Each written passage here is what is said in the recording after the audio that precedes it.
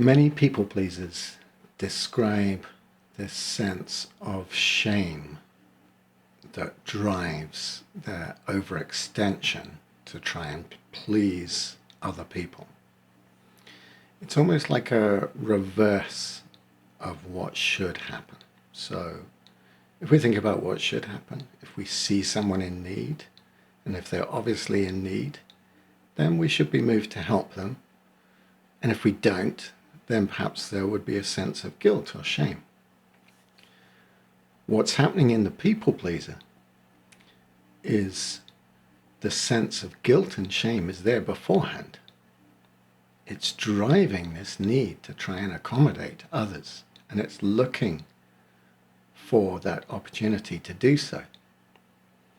Even if it's not really required, it's going above and beyond what is required. So how does this come about? How does this guilt, shame, pleasing cycle establish itself? Well, again, if we go back to that formative experience where caregivers are not able to consistently meet the needs of the infant, then what's happening? That individual, the caregiver, knows, they're not completely unconscious, they know that they're unable to meet the demands of this infant. And what do people tend to do when they know that they're unable to do what they should? They usually look to offload the blame somewhere else. Let's see if we can pass this burden of failure onto somebody else. And it's often includes the infant. I would have been fine if this infant wasn't here, that kind of attitude. Why have I been burdened with this when I wasn't ready for it? They're adopting essentially a victim mentality. But what it's doing is sharing that guilt, that shame at their failure with the infant. And infants are fantastic at soaking this up. And so as the infant then realizes that their inner needs are not going to be met on any consistent basis, they then look for ways to ensure that minimum requirements are met. So that means adaptive behavior. Okay, if I do this, will it get me what I need?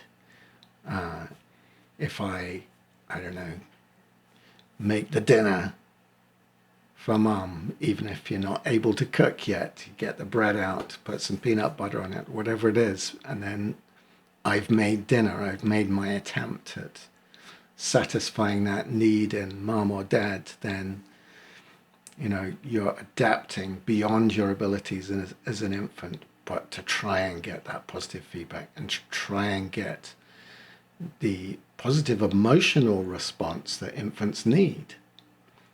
For example, we know that infants require touch in order to survive. There have been horrendous experiments in the past with children who have not been touched and been denied that physical contact, and it can lead to death.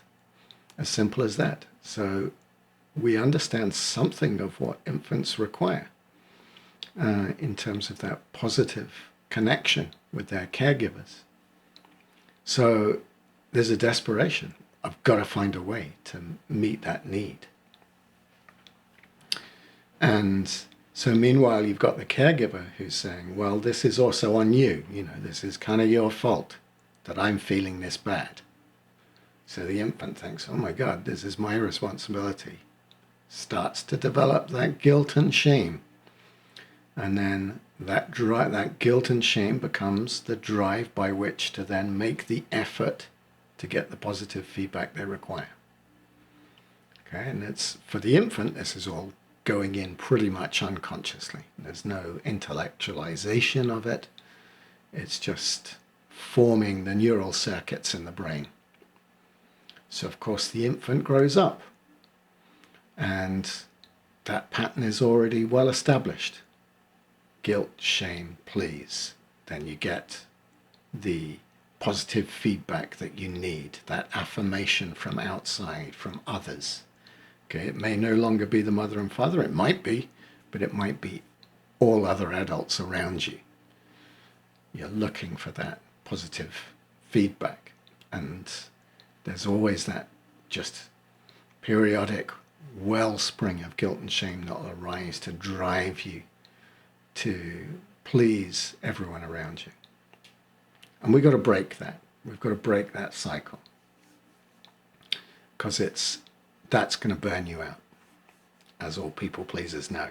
They'll go through cycles of burnout. And it's, there are many routes to addressing that, but one of the really important techniques that we use is actually to kind of drawing from something like internal family systems therapy, is actually to have a conversation with our infant selves and to acknowledge that they played their part. They got us to adulthood. They succeeded. They did what they needed to do. And that's fantastic, all right? But it's time to lay that burden down. Okay, so it's that infant self can now be comforted by the adult self. I know this can be a difficult concept for many people coming to it fresh, but we're made up of many different parts, or sub-personalities, if you like. And that infant sub-personality is still there driving this behavior. So we want to reassure that part of ourselves, show ourselves compassion and kindness and love. And you can do that mentally through meditation, visualization. You could even write it down, write yourself a letter. What, the activity that holds most meaning for you in that sense of communicating with the younger self. And then we're going to allow this infant self to be comforted and to lay that burden down. And instead, we're going to start introducing healthier patterns. And to do that, we've got to be consciously aware of certain things in ourselves. We've got to be very aware of what our energy levels are. Energy is a bank account, just like money. You've got to be careful where you spend it. And the people pleaser has to be really careful where they spend it, because they will just blow all their cash, and they'll go into debt as well. So we've now got to start consciously taking stock of our energy. It's got to use the journal to take stock. Where is my battery today? What are we at? 80%, 50%, 20%? Be honest, where's it at? Okay, then demands start to enter your life. The old pattern tries to kick in. And you've got to say, right, does this person really need me to do this? Right. And ask again, do they really, really need me to do this? And can I do it? And the answer may well be no. Usually probably will be, no, they don't really need me to do it. And B, no, I don't really have the energy for it. Okay, so you're learning to rebalance between the self and the external, the self and the people around you. Because we can't blame the people around us. If somebody constantly wants to do things for us, it's very easy to just let them. So we've got to take control ourselves. We've got to stop doing that. We've got to change expectations.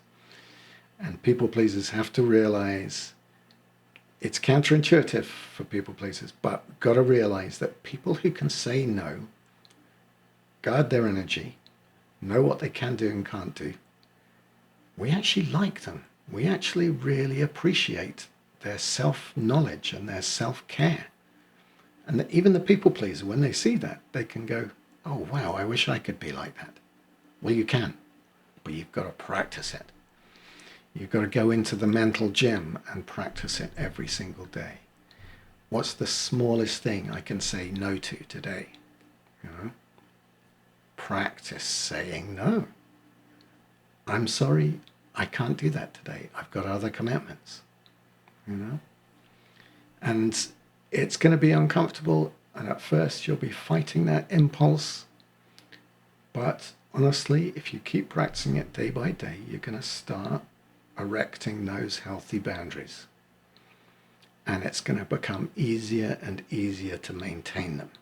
And you're going to start noticing greater energy reserves. And you're going to think, oh, actually, this is pretty good. And you're also going to start feeling better about yourself. And you're less likely to experience that inner critic beating yourself up because you're not able to do what you think you should do. But we've got to do this consciously. We've got to make conscious effort to recalibrate and introduce this healthier balance. Okay, thanks very much.